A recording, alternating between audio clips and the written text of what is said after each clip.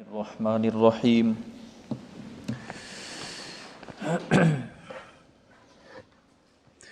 الف لام را کتاب انزلناه الیک لتخرج الناس من الظلمات الى النور باذن ربهم الى صراط العزیز الحمید اللہ الذی له ما فی السماوات وما فی الارض وویل للکافرین من عذاب شدید الذین یستحبون الحیاة الدنیا علی الآخرة ویصدون عن سبیل اللہ ویبغونها عوجا اولئک فی ضلال بعید وما ارسلنا من رسول الا بلسان قومه لیبین لهم فیضل اللہ من یشاء ویہدی من یشاء وهو العزیز الحکیم وَلَقَدْ أَرْسَلْنَا مُوسَى بِآيَاتِنَا أَنْ أَخْرِجْ قَوْمَكَ مِنَ الظُّلُمَاتِ إِلَى النُّورِ وَذَكِّرْهُمْ بِأَيَّامِ اللَّهِ إِنَّ فِي ذَلِكَ لَآيَاتٍ لِكُلِّ صَبَّارٍ شَكُورٍ وَإِذْ قَالَ مُوسَى لِقَوْمِهِ اذْكُرُوا نِعْمَةَ اللَّهِ عَلَيْكُمْ إِذْ أَنْجَاكُمْ مِنْ آلِ فِرْعَوْنَ يَسُومُونَكُمْ سُوءَ الْعَذَابِ وَيُذَبِّحُونَ أَبْنَاءَكُمْ وَيَسْتَحْيُونَ نِسَاءَكُمْ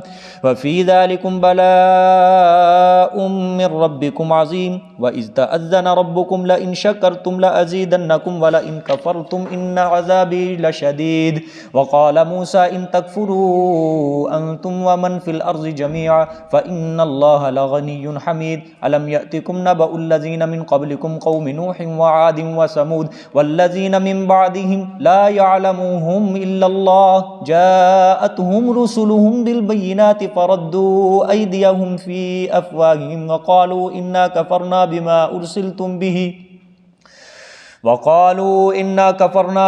أرسلتم به وإنا لفي شك مما تدعوننا إليه مريب قالت رسلهم أفي الله شك فاطر السماوات والأرض يدعوكم ليغفر لكم من ذنوبكم ويؤخركم إلى أجل مسمى قالوا إن أنتم إلا بشر مثلنا تريدون أن تصدونا عما كان يعبد آباؤنا فأتونا بسلطان مبين قالت لهم رسلهم إن نحن إلا بشر مثلكم ولكن الله يمن على من يشاء من عباده وما كان لنا أن نأتيكم بسلطان إلا بإذن الله وعلى الله فليتوكل المؤمنون وما لنا ألا نتوكل على الله وقد هدانا سبلنا ولنصبرن على ما آذيتمونا وعلى الله فليتوكل المتوكلون صدق الله العظيم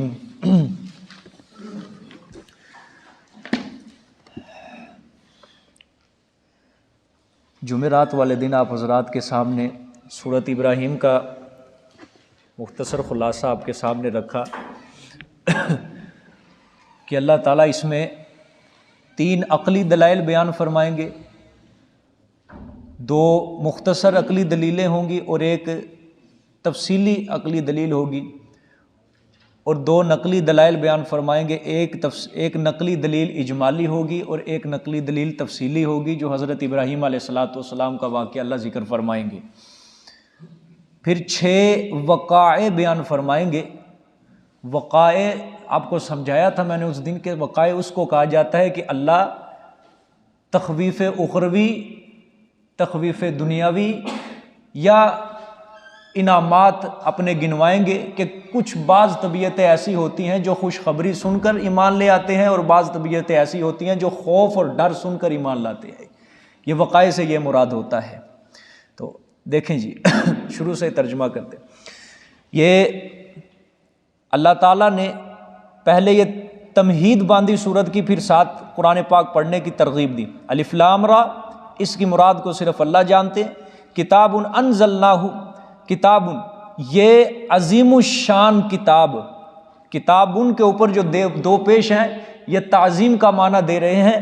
یہ کتاب عظیم الشان، انزلناہ ہم نے اتارا ہے اس کو، الیکا طرف آپ کے، لتخرج الناس من الظلمات الی النور، مقصد نزول یہ کہ تاکہ تو نکالے لوگوں کو شرک کے اندھیروں سے طرف توحید کی روشنی کے، ٹھیک ہے، آپ کفر و شرک سے کے اندھیروں سے نکال کر لوگوں کو توحید کے نور کی طرف آپ لے کر آئیں، ٹھیک ہے، بِإِذْنِ رَبِّهِمْ، ساتھ حکم اپنے رب کے، توفیق اپنے پروردگار کے، الی صراطی طرف راستے اس کے جو زبردست ہے، غالب ہے، الحمید خوبیوں سے آراستہ ہے، ٹھیک ہے، خوبیوں والا ہے۔ یہ کتاب میرے پیغمبر جو ہم نے اتاری ہے یہ آپ کی طرف اتاری ہے، اور اس کے اتارنے کا مقصد ہمارا صرف ایک ہے، تاکہ آپ شرک و کفر کے اندھیروں سے لوگوں کو نکال کر توحید کا رستہ دکھائیں۔ پیغمبر جو ہوتا ہے نا، پیغمبر صرف داعی ہوتا ہے، اور حقیقی جو ہادی ہوتے ہیں، ہدایت دینے والا، وہ صرف اللہ تعالیٰ ہے، ٹھیک ہے۔ پیغمبر صرف رستہ دکھانا ہے، پیغمبر نے کیا دکھانا ہے؟ صرف رستہ دکھانا ہے، یہ رستہ جنت کا ہے، یہ رستہ جہنم کا ہے، ٹھیک ہے۔ حقیقی جو ہدایت دینی ہے وہ کس کے اختیار میں ہے؟ وہ اللہ کے اختیار کے اندر ہے، ٹھیک ہے۔ ہاں، پیغمبر ہوتا ہے بس حجت قائم کرنی ہے، پیغمبر نے ان کو بس دکھا دینا ہے یہ جو مسئلہ ہے یہ جنت کی طرف لے کر جائے گا، اور یہ مسئلہ جو ہے یہ جہنم کی طرف تمہیں لے کر جائے گا، ٹھیک ہے۔ آگے دیکھیں، اب یہ پہلی عقلی دلیل ہے، پہلی عقلی دلیل مختصر، اللہ الذی لہ ما فی السماوات و ما فی الارض، اللہ وہ ذات پاک اسی کے لیے ہے جو کچھ آسمانوں میں ہے اور جو کچھ زمینوں میں ہے۔ زمین و آسمان کا مالک صرف اللہ تعالیٰ ہے، یہ کتاب اس نے اتاری ہے، یعنی آپ اس اللہ کے رستے کی طرف لوگوں کو دعوت دیں جس نے یہ سارے زمین و آسمان بنائے ہیں۔ لہٰذا جب اللہ تعالیٰ ہی خالق ہے زمین و آسمان کے اندر، تو اس کے اندر عبادت بھی صرف کس کی ہوگی؟ اللہ کی ہوگی۔ آپ نے اس اللہ کی طرف لوگوں کو دعوت دینی ہے، ٹھیک ہے۔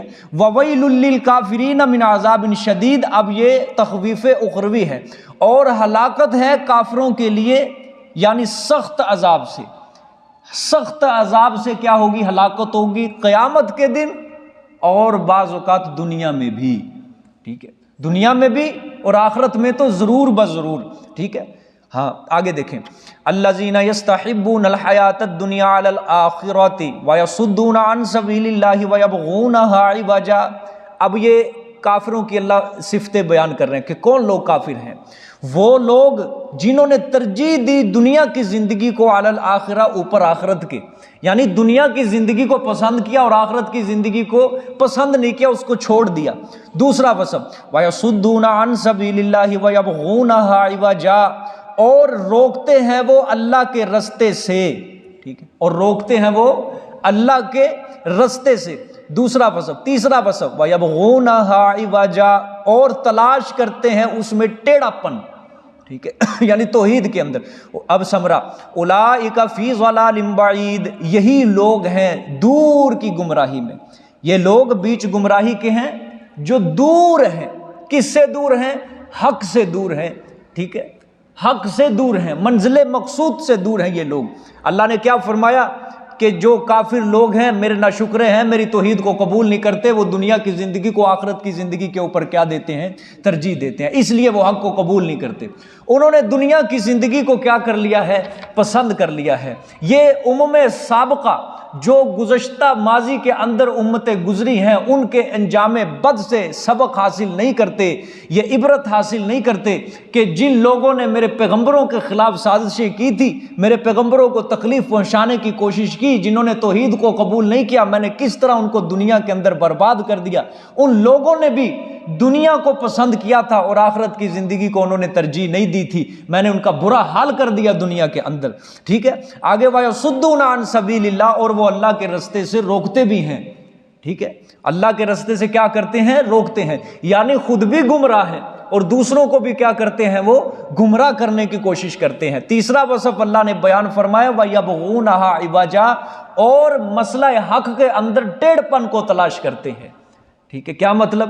اس کے اندر بھی یہ گمراہ کرنے والے پیر اور مولوی بھی اس کے اندر شامل ہیں، جو اپنے پیٹ کی خاطر، اپنی دنیا کی خاطر، اپنا پیٹ بڑھانے کے لیے، ٹھیک ہے، اپنا مال دولت پیسہ کمانے کے لیے مسئلہ حق کے اندر لوگوں کی خاطر، اپنے مقتدیوں کو خوش کرنے کے لیے، اپنے لوگوں کو خوش کرنے کے لیے، اپنے مریدوں کو خوش کرنے کے لیے قرآن اور حدیث کے اندر معنوی تحریف کرتے ہیں، قرآن اور حدیث کے اندر یعنی مسئلہ حق کے اندر ٹیڑھ پن کو تلاش کر کے لوگوں کو گمراہ کرنے کی کوشش کرتے ہیں، اس کے اندر وہ بھی شامل ہے۔ وَيَبْغُونَهَا عِوَجًا، ٹھیک ہے. علامہ قرطبی رحمۃ اللہ علیہ نے اسی آیت کے تحت آپ صلی اللہ علیہ وسلم کی حدیث نقل کی ہے. آپ صلی اللہ علیہ وسلم کا ارشاد گرامی ہے کہ مجھے اپنی امت کے لیے سب سے بڑا خطرہ گمراہ کرنے والے پیشواؤں کا ہے. مجھے اپنی امت میں سب سے بڑا خطرہ گمراہ کرنے والے پیشواؤں اور مقتداؤں کا ہے جو میری امت کو گمراہ کریں گے یہ لوگ. دیکھو بھئی، ایک مولوی ہو، ایک مولوی، ظاہری بات ہے اس کے نیچے جتنے شاگرد ہوں گے کتنوں کو گمراہ کرے گا وہ. ایک پیر کتنے مریدوں کو گمراہ کرے گا، کتنے لوگوں کو جہنم کے رستے کی طرف خود اپنے ساتھ لے کے جائے گا. ٹھیک ہے، اس وجہ سے اللہ نے فرمایا دوسروں کو بھی اللہ کے رستے سے روکتے ہیں، اس کے اندر ٹیڑھ پن تلاش کرتے. جو بھی مسئلہ حق ہے، جو بھی مسئلہ حق ہے، مسئلہ توحید ہے، ٹھیک ہے، اس کے اندر اگر کوئی ٹیڑھ پن تلاش کرے گا، شرک کو ثابت کرنے کی کوشش کرے گا، وہ بھی اس آیت کے اندر داخل ہے. وَيَبْغُونَهَا عِوَجًا. ختم نبوت والے مسئلے میں جو ٹیڑھ پن تلاش کرے گا وہ بھی اس کے اندر داخل ہے. ٹھیک ہے نا. آج کل دانشور کچھ ایسے اپنے آپ کو عقل مند کہلانے والے، میڈیا کے اوپر بیٹھ کے باتیں کرنے والے اپنے آپ کو عقل مند ثابت کرتے ہیں اور قادیانیوں کو مسلمان قرار دینے کی حتی الامکان وہ کوشش کرتے ہیں کہ ان کو کسی نہ کسی طریقے، دیکھو جی یہ کلمہ پڑھتے ہیں، یہ قرآن مجید پڑھتے ہیں، وہی قرآن پڑھتے ہیں، یہ روزہ رکھتے ہیں، یہ بھی ان کے بھی عبادت خانے وہی ہے جو ہماری طرح ہے. ٹھیک ہے، یہ بھی اپنے بچوں کو قرآن پڑھاتے ہیں، یہ بھی زکوٰۃ دیتے ہیں، یہ بھی مسلمان ہیں. اب رہ کے آگے پیچھے بھائی انہوں نے دین کے سب سے بڑے اصول کا انکار کر دیا. دین کے سب سے بڑے اصول کا انہوں نے انکار کر دیا. ضروریات دین میں سے سب سے بڑے اصول کا، آپ صلی اللہ علیہ وسلم کے آخری نبی ہونے کا انکار کیا ہے. جس انسان کو، جس مسلمان کو یہ نہیں پتا کہ آپ صلی اللہ علیہ وسلم آخری نبی نہیں ہیں، میں یہ نہیں کہہ رہا کہ آپ صلی اللہ علیہ وسلم نبی ہیں، نہیں ہے، یہ دور کی بات ہے. جس مسلمان کو، آج کے مسلمان کو، جو انسان کہتا ہے میں مسلمان، اس کو یہ نہیں پتا کہ آپ صلی اللہ علیہ وسلم آخری نبی ہیں، ٹھیک ہے، وہ بھی مسلمان کہلانے کا حقدار نہیں ہے. کیونکہ ہمارا ایمان اس وقت تک مکمل نہیں ہوتا جب تک ہم آپ صلی اللہ علیہ وسلم کو آخری نبی تسلیم نہ کر لیں. باقی جو نبی تھے وہ آخری نبی نہیں تھے، ان کے بعد نبوت کا سلسلہ جاری تھا. ان کو صرف نبی تسلیم کر لینے سے ہمارا ایمان مکمل ہو جائے گا. لیکن آپ صلی اللہ علیہ وسلم کو اس وقت تک ہمارا ایمان مکمل نہیں ہوگا جب تک ہم آپ صلی اللہ علیہ وسلم کو آخری پیغمبر تسلیم نہ کر لیں. ٹھیک ہے، سمجھ آ گئی؟ تب جا کے ہمارے ایمان کی کیا ہوگی؟ تکمیل ہوگی. اسی طرح قرآن نے صحابہ کرام کی صداقت کو بلند کر دیا یا نہیں کر دیا؟ قرآن نے صحابہ کرام کی صداقت کے اوپر مور لگا دی، یہ پکے مومن ہیں، حق والے مومن ہیں. کلہم، صحابہ کرام کے اوپر قرآن نے مور لگا دی، یہ سچے ہیں، ان کو میں نے اپنی رضا کا سرٹیفکیٹ دے دی. اگر قرآن کے بعد بھی اگر کوئی تاریخ کا سہارا لے کر، ضعیف من گڑت روایتوں کا سہارا لے کر صحابہ کے دامن کو داغدار کرنے کی کوشش کرے گا، وہ بھی یہ وَيَبْغُونَهَا عِوَجًا کے اندر شامل ہے کہ ٹیڑھ پن تلاش کر رہے ہیں وہ اس کے اندر. سمجھ آ گئی ہے؟ اسی طرح سود کو حلال کرنے کی جو کوشش کرے گا وہ بھی وَيَبْغُونَهَا عِوَجًا کے اندر شامل ہے.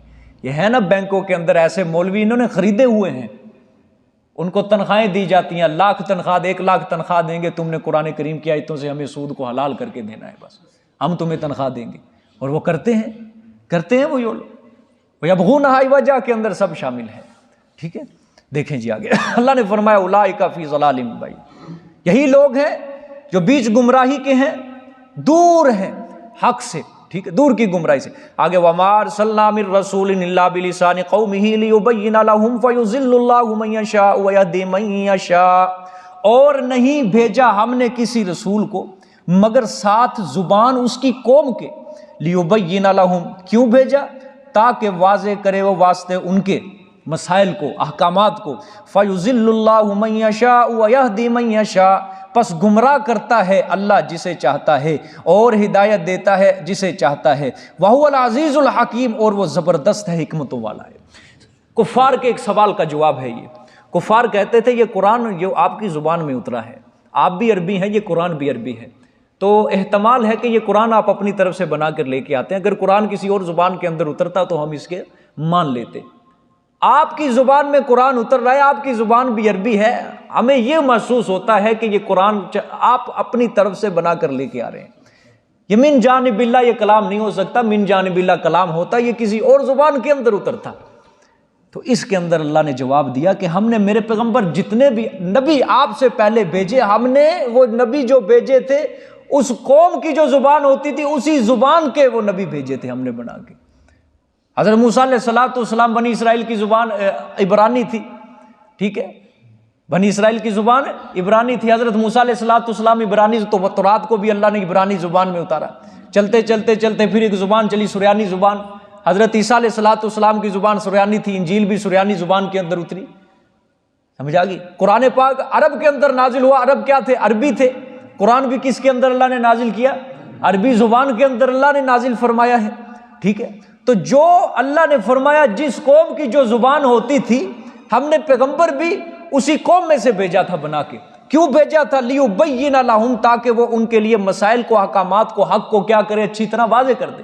قوم کو مسائل سمجھنے کے اندر دقت پیش نہ آئے، مشکل پیش نہ آئے، اس کو مسائل سمجھنے میں، میرے پیغام سمجھنے کے اندر اس کو آسانی پیدا ہو جائے اس قوم کو، ٹھیک ہے۔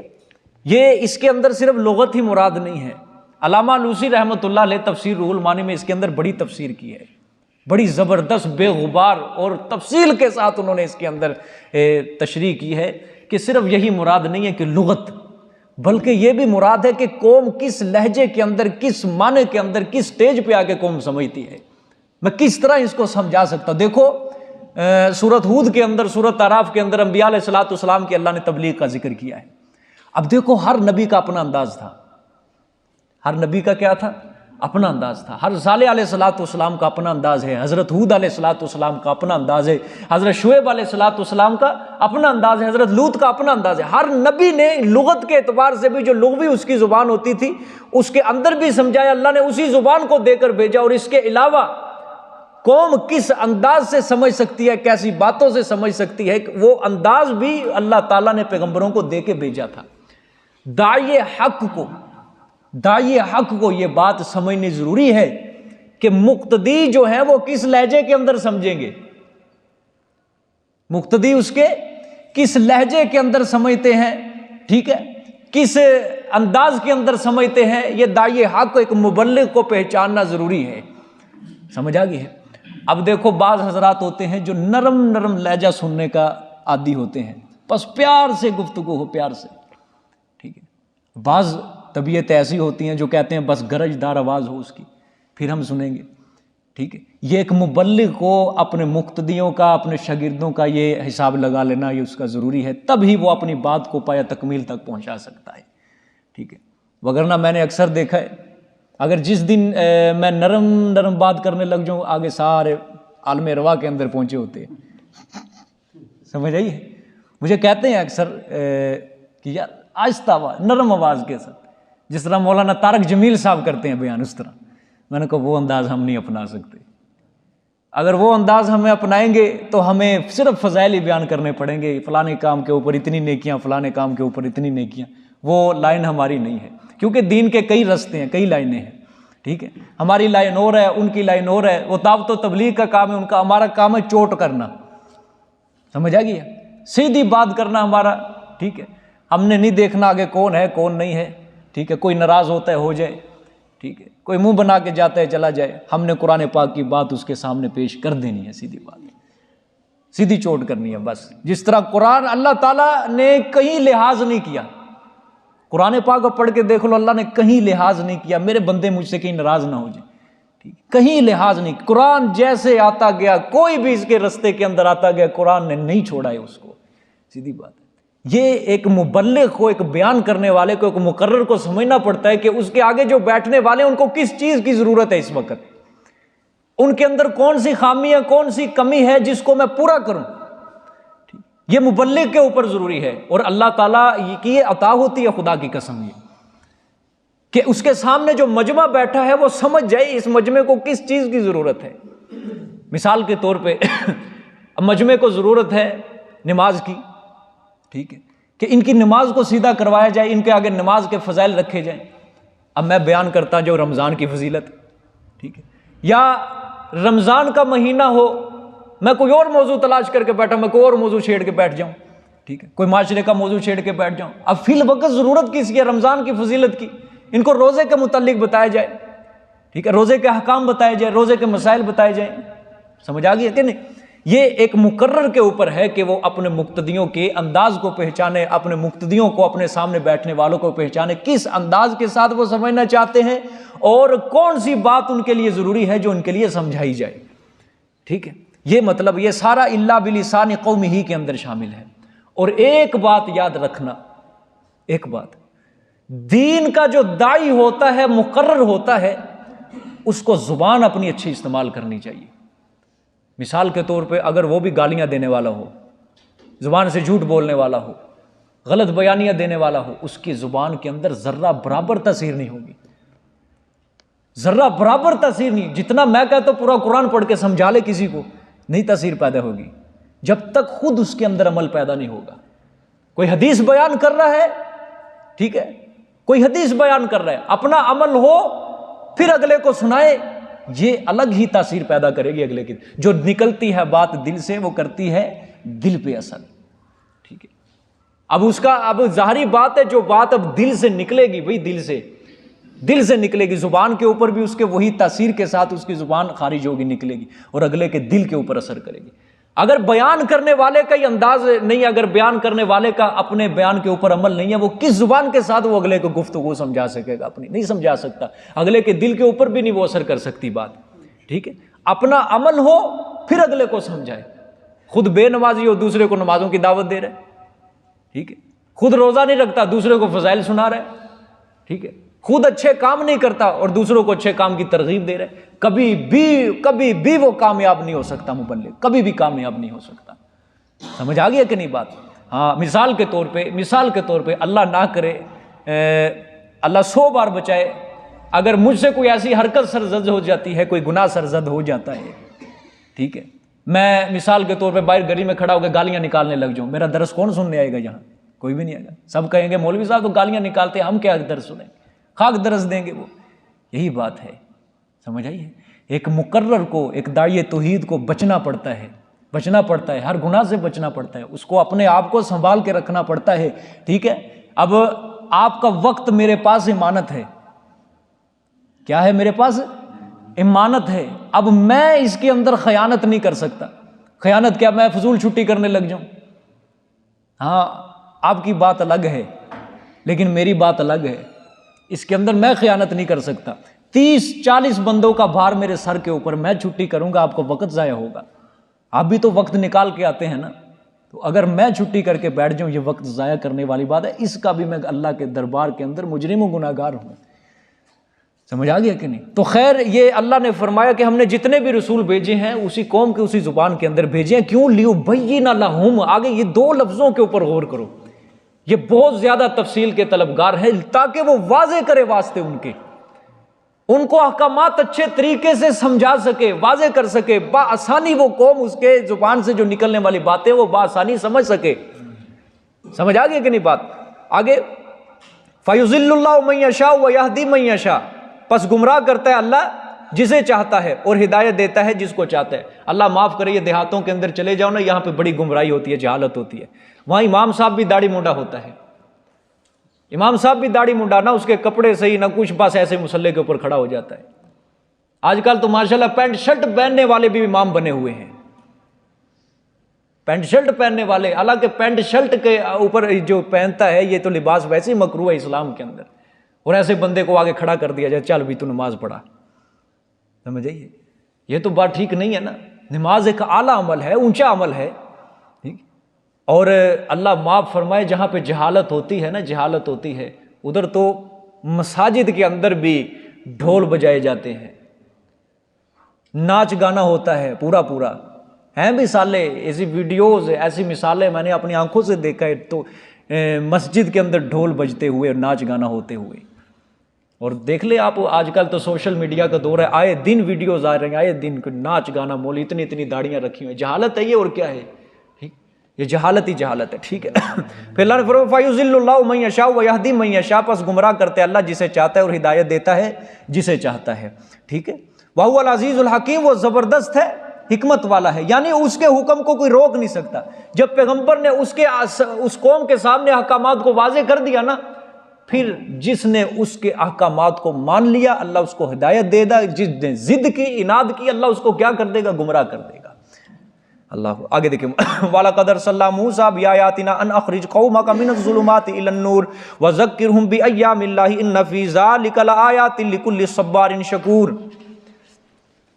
اب یہ اسی کے متعلق ہے یہ آیت، یہ پیچھے کتاب انزلنا الیک لتخرج الناس من الظلمات الی النور، یہ پہلی آیت ہے نا، جو یہ اللہ تعالیٰ اپنے پیغمبر صلی اللہ علیہ وسلم کو یہ بات سمجھانا چاہتے ہیں حضرت موسیٰ کا واقعہ سنا کر۔ کس طرح ترجمہ دیکھیں پہلے، اور البتہ تحقیق ہم نے بھیجا موسیٰ علیہ السلام کو ساتھ اپنی آیات کی، یہ کہ نکال تو اپنی قوم کو من الظلمات الی النور، شرک و کفر کے اندھیروں سے طرف توحید کی روشنی کے، وَذَكِّرْهُمْ بِأَيَّامِ اللَّهِ، ہاں اور نصیحت کر تو ان کو اللہ کے دنوں کے ساتھ، نصیحت کر تو اللہ کے دنوں کے ساتھ، اِنَّ فِي ذَلِكَ لَآيَاتٍ لِكُلِّ صَبَّارٍ شَكُورٍ، بے شک اس میں البتہ نشانیاں ہیں ہر صبر کرنے والے کے لیے، مصیبت کے اندر شکور، اور ہر شکر کرنے والے کے لیے نعمت کے اندر۔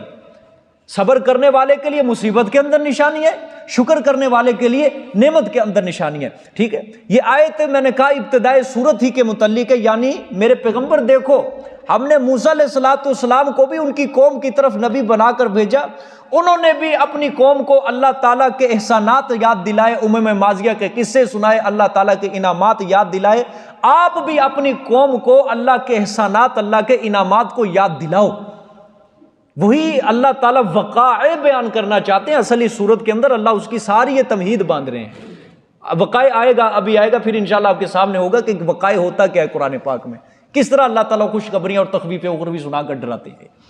آپ بھی اپنی قوم کو اسی طرح موسیٰ علیہ السلام کی طرح، جس طرح انہوں نے اپنی قوم کو احسانات یاد دلائے، اللہ کے انعامات یاد دلائے، امم ماضیہ کے قصے سنا کر ان کو خوف دلایا، آپ بھی اپنی قوم کو اسی طرح ڈرائیں، آپ بھی اپنی قوم کو اسی طرح اللہ کے احسانات یاد دلائیں۔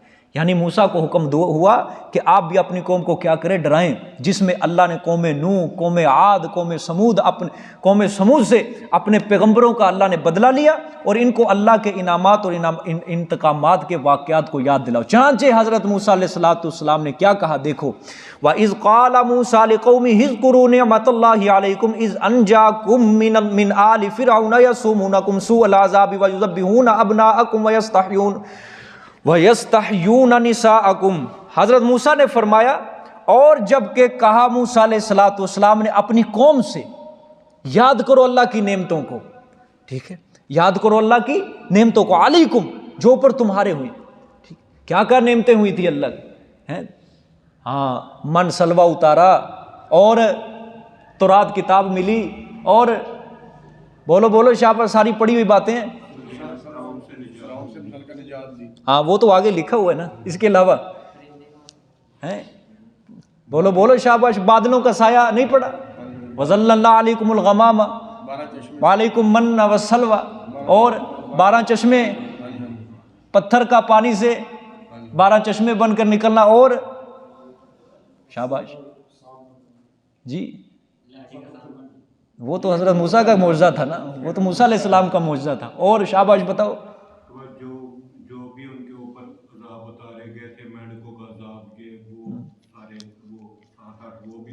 ہاں یہ بھی ٹھیک ہے،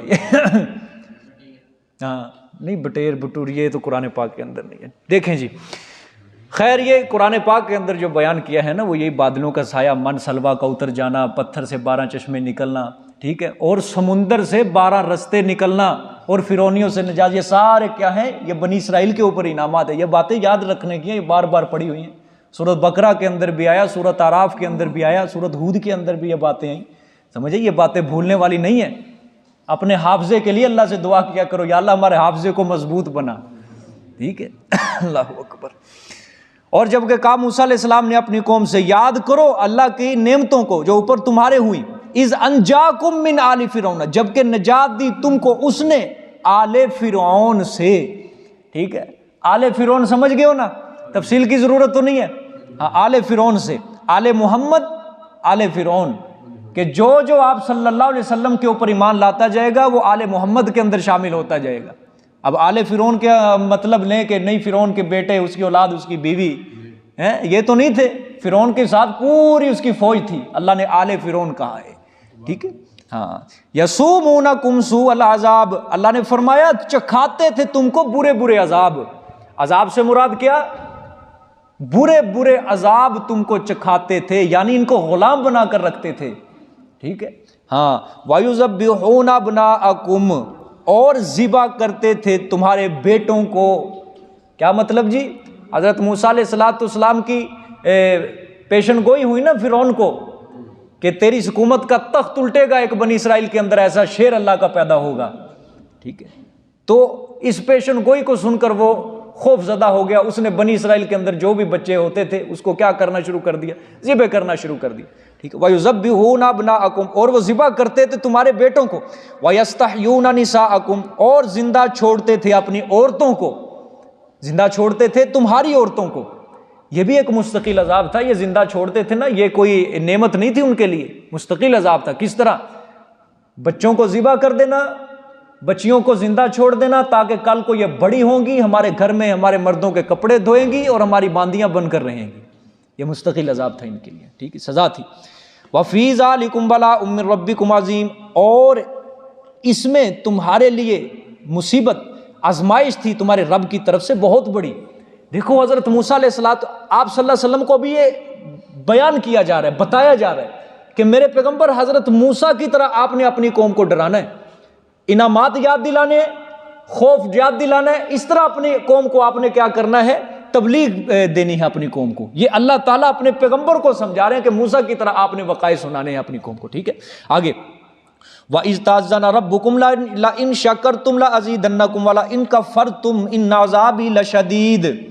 ہاں، اور جب کہ حکم سنایا تمہارے پروردگار نے، جب کہ حکم سنایا تمہارے پروردگار نے، لَئِن شَكَرْتُمْ، ہاں یہ حضرت موسیٰ کا کلام ہے. یہ جب کہ حکم سنایا تمہارے رب نے میرے ذریعے، یعنی مجھ موسیٰ کے ذریعے، لَئِن شَكَرْتُمْ، البتہ اگر تم نے شکر کیا، لَأَزِيدَنَّكُمْ، البتہ میں ضرور بھی ضرور زیادہ کروں گا تمہاری نعمتوں کو، ٹھیک. وَلَئِن كَفَرْتُمْ، اور البتہ اگر تم نے ناشکری کی، إِنَّ عَذَابِي لَشَدِيدٌ، بے شک میرا عذاب البتہ سخت ہے.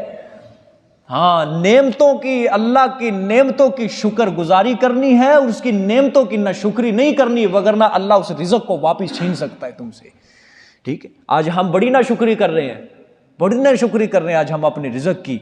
اللہ تعالیٰ جو مال دیتا ہے، جو نعمت دیتا ہے، کس طرح ہم کھاتے ہیں اس کو، کس طرح اس کو ضائع کرتے ہیں.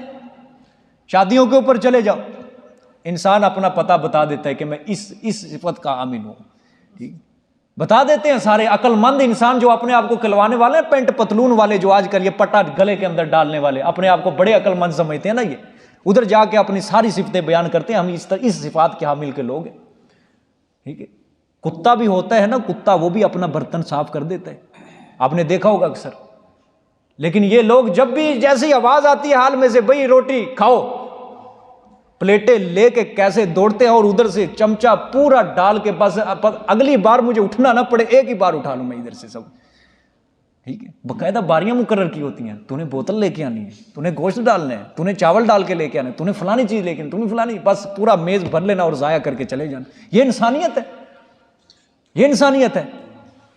اور جو لقمہ نیچے گر جاتا ہے بس اس کو پاؤں کے نیچے رون دیتے ہیں. آپ صلی اللہ علیہ وسلم کے ایک صحابی تھے حضرت حذیفہ رضی اللہ تعالیٰ عنہ، ایک بار ان کے کھانا کھا رہے تھے، لقمہ نیچے گر گیا. عجم کے اندر بیٹھے تھے، سامنے کوئی ایسے لوگ تھے کفار، انہوں نے کہا یہ کیا تم لقمہ نیچے گر گیا اور آپ اٹھا کے کھا رہے ہو، ہماری قوم کے لوگ ایسے نہیں کرتے. اس نے کہا ان کی وجہ سے میں اپنے پیارے پیغمبر صلی اللہ علیہ وسلم کی سنت کو چھوڑ دوں؟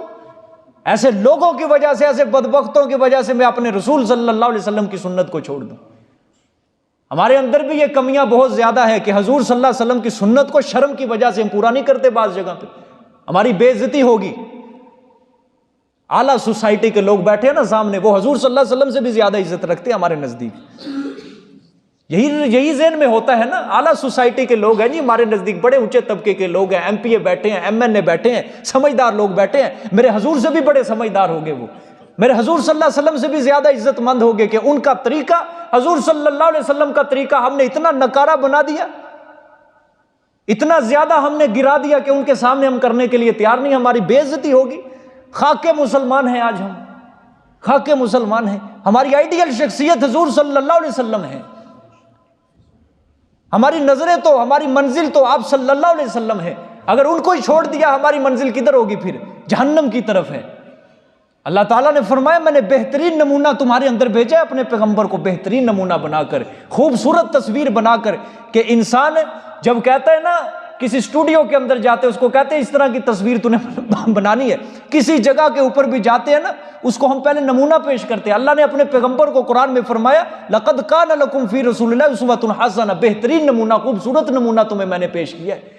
اس طرح کے بنو گے تو تم میرے نزدیک مقبول ہوو گے، اگر اس طرح کے نہیں بنو گے میرے نزدیک مردود ہو تم. چاہے امریکہ کا صدر بھی تمہیں کہے نا یہ بہت اچھا آدمی ہے روئے زمین کے اوپر میرے نزدیک، لیکن اللہ کے نزدیک، اللہ فرمائے میرے نزدیک تو مردود ہے، بدبخت ہے میرے نزدیک پورے جہان کے اندر تو. ہماری آئیڈیل شخصیت یاد رکھنا وہی ہے جو حضور صلی اللہ علیہ وسلم ہمیں رستہ دے کے گئے. اس رستے کے اوپر چلنا یاد رکھنا. پوری دنیا تمہیں تانے دے، پوری دنیا تمہیں برا بھلا کہے، لیکن حضور صلی اللہ علیہ وسلم کا طریقہ نہ چھوڑنا، حضور کی سنت کو نہ چھوڑنا، پھر تم مسلمان کہلانے کے حقدار ہو، یاد رکھنا. وگرنہ کوئی مسلمان کہلانے کا حقدار نہیں جو اپنے پیغمبر کی سنت کو حقیر سمجھ رہا ہے. استغفر اللہ. اپنے حضور صلی اللہ علیہ وسلم کی سنت کو حقیر سمجھ رہا ہے. اگر حضور نے فرمایا جو میری سنت سے پیار کرے گا وہ مجھ سے محبت کرے گا، اور ہم سنت چھوڑ کے بیٹھے ہیں. خاک کی محبت ہے، جھوٹے ہیں ہم حضور صلی اللہ علیہ وسلم سے محبت کے دعوے کرنے کے اندر. یقین کرو اگر حقیقت کے اندر ہم اپنے گریبان کے اندر جھانک کے دیکھیں، ہم 1% بھی مسلمان تیار نہیں ہے. مسلمان 1% بھی مسلمان نہیں ہے. شلوار ٹخنوں سے اوپر کرنا لوگ شرمساری سمجھتے ہیں نا اپنے لیے. سنت کے مطابق بال رکھنا لوگ شرم محسوس کرتے ہیں. سنت کے مطابق لباس پہننا لوگ شرم محسوس کرتے ہیں. خاک کے مسلمان رہ گئے ہم کہ کافر کیا کہیں گے، عیسائی کیا کہیں گے، فلانا بندہ کیا کہے گا، فلانا بندہ کیا کہے گا. ایک چند ٹکوں کی نوکری کی خاطر اپنی داڑھی کٹوا دیتے ہیں لوگ. آج ایسے لوگ دیکھے ہیں، اتنی اتنی بڑی داڑھی رکھی ہوئی صرف نوکری کی خاطر. حضور صلی اللہ علیہ وسلم کی سنت کو ذبح کر دیا اس نے چند ٹکوں کی خاطر. کیا کرے گا تو ان پیسوں کا؟ قیامت والے دن یہی منہ تیرا کالا ہو جائے گا. یہ قبر کے اندر اسی منہ کے اوپر تیرے جوتے پڑیں گے کہ کس کو چھوڑا تھا اور کس کے لیے چھوڑ دیا تم نے. خیر، اللہ نے فرمایا جب تم اپنے پروردگار کی نعمتوں کی شکر گزاری کرو گے تو میں تمہاری نعمتوں کو اور بڑھاؤں گا. آج جو ہمارے اوپر نعمتیں کم ہو چکی ہیں یہ اسی وجہ سے کہ اللہ تعالیٰ نے جو مصیبتیں نازل کی ہم شکر نہیں کرتے. اللہ تعالیٰ کا دا کیا ہے؟ شکر کے لیے کہیں جانا پڑتا ہے، دوسرے ملک کا سفر کرنا پڑتا ہے، ویزا لگوانا پڑتا ہے؟ کچھ نہیں، زبان سے صرف یہ کہنا الحمدللہ الحمدللہ. یا اللہ تیرا شکر ہے، یا اللہ تیرا شکر ہے تو نے رزق سے نواز دیا. یا اللہ پاک میرے اندر اتنی طاقت نہیں تھی، اتنی قوت نہیں تھی کہ میں یہ حاصل کر سکتا. یا اللہ سارا کمال ہی تیرا ہے، تو نے میرے سامنے یہ رزق کہاں سے یا اللہ یہ رزق چل کے آیا، کیسے کیسے یہ اگا، کیسے کیسے اس کو پانی لگا، کیسے تو نے سورج کی کرنوں سے اس کو پکایا اور کس طرح یہ میرے پاس پک کے میرے سامنے آیا. اور میرے اندر تو اے اللہ منہ میں ڈالنے کی بھی طاقت نہیں تھی، میرے اندر تو یہ بھی طاقت نہیں تھی میں اس لقمے کو اپنے پیٹ تک پہنچاتا. یہ سارے کمال، یہ ساری طاقتیں، قوتیں دینے والا تو ہے. الحمدللہ، یا اللہ تیرا شکر ہے. صرف زبان سے یہ کہنا الحمدللہ. اور ہم آج برتن نہیں صاف کرتے. سب سے بڑی آج ہمارے اندر جو کمی ہے نا، کمی، برتن نہیں ہم صاف کرتے. جس کھانے کے اندر ہم کھا رہے ہیں وہ برتن ہی. یہ گھر کے سربراہ کا کام ہے، یاد رکھنا. جو گھر کے اندر سربراہ ہے، بڑا، ٹھیک ہے، اولاد کا جو باپ ہے اس کا یہ کام ہے کہ اپنی اولاد کو اس چیز کے اوپر ایگری کرے کہ جس نے بھی کھانا کھانا ہے برتن پلیٹ صاف کر کے یہاں سے اٹھے. حضور صلی اللہ علیہ وسلم کی حدیث ہے کہ جو بندہ کھانا کھائے جس برتن کے اندر اور اس برتن کو صاف نہ کرے، وہ برتن اس کو بددعا دیتا ہے کہ اے اللہ اس کو بھی تو اسی طرح رسوا کر جس طرح اس نے مجھے رسوا کیا ہے. تو بھی اس کو اسی طرح برباد کر جس طرح اس نے مجھے برباد کیا. تو بھی اس کو اسی طرح شیطان مسلط کر اس کے اوپر جس طرح اس نے میرے اوپر شیطان مسلط کیا. کیونکہ جو کھانا ہم بچا دیتے ہیں اس کے اوپر شیطان مسلط ہو جاتا ہے، وہ شیطان کھاتا ہے، اس کے اندر برکت نہیں رہتی ہے. وہ کیونکہ رزق کی ناقدری ہو گئی ہے، ناشکری ہوگی ہمارے اندر. یہ بہت زیادہ کمیاں ہیں، یاد رکھنا. یہ چھوٹی چھوٹی باتیں انسان کو انسانیت کے اعلیٰ معیار تک پہنچاتی ہیں. یاد رکھنا بات، یہ چھوٹی چھوٹی باتیں جن کو آج ہم نے حقیر سمجھا ہوا ہے نا، یہی چھوٹی باتیں، یہ چھوٹی کہاں؟ حضور صلی اللہ علیہ وسلم کی بات کہاں چھوٹی ہو سکتی ہے؟ اس نبی کی سنت کہاں چھوٹی ہو سکتی ہے؟ اس کا طریقے کے اوپر چلنا یہ انسانیت کے اعلیٰ معیار کے اوپر انسان کو پہنچاتا ہے. یہ چیز اپنے اندر پیدا کرو.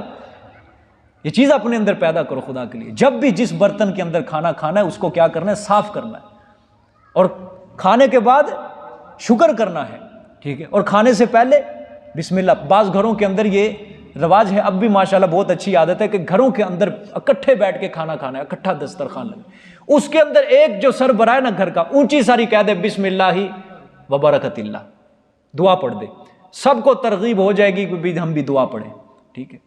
پھر جب کھانا کھا لیں گے, اول اچھی بات تو یہ سب اجتماعی دعا مانگو, یا اللہ تیرا شکر ادا کرتے ہیں, وگرنہ ایک بندہ کہہ دے الحمدللہ, دوسروں کو بھی ترغیب ہو جائے گی, وہ بھی کہہ دیں گے اپنی زبان سے الحمدللہ. یہ چیزیں چھوٹی چھوٹی اپنے اندر پیدا کرنے کی ضرورت ہے, جس کے اندر ہماری بہت زیادہ ہمارے اندر اس چیز کی کمیاں ہیں.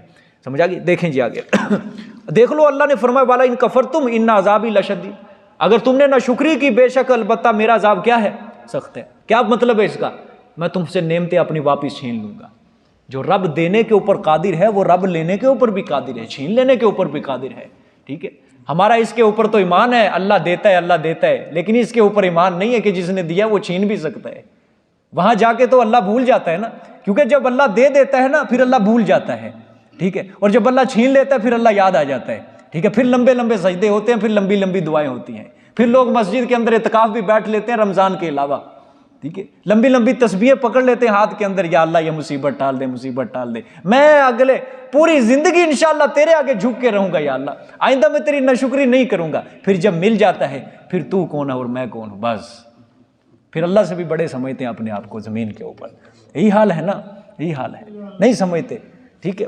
دیکھیں آگے, وقال موسیٰ ان تکفروا انتم ومن فی الارض جميعا فان اللہ لغنی حمید. سبحان اللہ.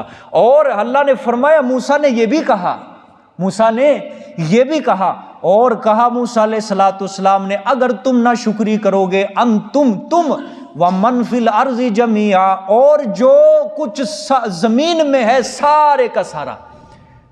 من, میں نے کہا تھا نا یہ ذویل عقول کے لیے استعمال ہوتے ہیں, عقل والی زیرو چیز کے لیے. حضرت موسیٰ نے فرمایا کہ تم اگر نہ شکری کرو گے, اور زمین میں جو بھی زیرو چیز ہے اللہ کی نہ شکری کرے گی نا, اسے کوئی پرواہ نہیں ہے, اسے تمہارے شکر کی کوئی ضرورت ہی نہیں ہے. اور شکر کی ضرورت تو تمہیں خود ہے کہ تم شکر کرو, اللہ تمہارے اوپر اور احسانات بڑھائے گا. تم شکر نہیں کرو گے اللہ تمہارے اوپر مصیبتیں نازل کرے گا, ٹھیک ہے. حضرت موسیٰ نے فرمایا اگر تم اور جو کچھ ساری زمین کے اندر ہے یہ سب ناشکری کریں, کفر کریں اللہ تعالیٰ کے ساتھ, ناشکری کریں, وہ بے پرواہ ہے, اسے تمہارے شکر کی, تمہاری عبادتوں کی کوئی ضرورت نہیں ہے. کیوں؟ فَإِنَّ اللَّهَ لَغَنِيٌّ حَمِيدٌ, پس بے شک اللہ البتہ غنی ہے, بے نیاز ہے, باقی سب نیاز مند ہیں, ٹھیک ہے. اللہ بے نیاز ہے, باقی سب نیاز مند ہیں. سب کو اللہ کی ضرورت ہے, اللہ کو کسی چیز کی ضرورت نہیں ہے, ٹھیک ہے. سب کو اللہ کی رضا کی ضرورت ہے, اللہ کو کسی چیز کی ضرورت نہیں ہے. سب کو کھانے کی ضرورت ہے, اللہ کو کھانے کی ضرورت نہیں ہے. سب کو پینے کی ضرورت ہے, اللہ کو پینے کی ضرورت نہیں ہے. اللہ بے پرواہ ہے تمہارے مال کی, تمہارے پیسے کی, تمہاری عبادتوں کی, تمہارے سجدے کی, تمہارے پڑھنے کی, اللہ کو کوئی ضرورت نہیں ہے. ہاں تم نیاز مند ہو, تمہیں ضرورت ہے اس چیز کی, تم محتاج ہو, ٹھیک ہے. اللہ محتاج نہیں ہے, حمید خوبیوں والا ہے, ٹھیک ہے. اللہ کیا ہے؟ تعریفوں والا ہے, خوبیوں والا ہے. یہ آج کے لیے انشاءاللہ اتنا کافی ہے, باقی کل یہ وقائع آگے سے شروع ہو رہے ہیں انشاءاللہ.